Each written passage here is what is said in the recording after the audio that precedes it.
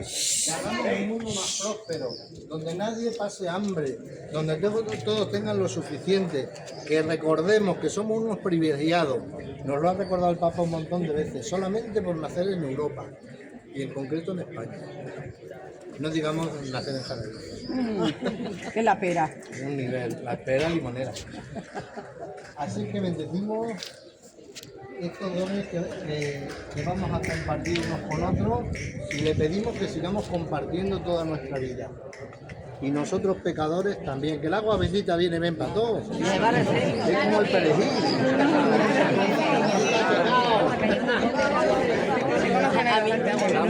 Dáselo a que si no, no podemos, tenemos que hacerlo así. 4.50.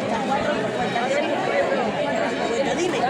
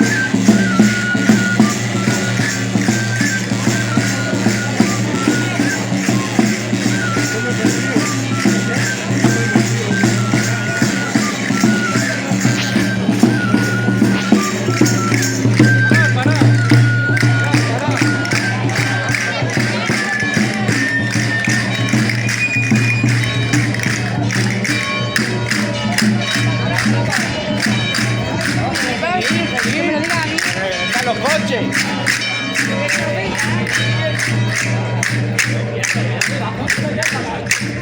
¿Qué tiene el último coche?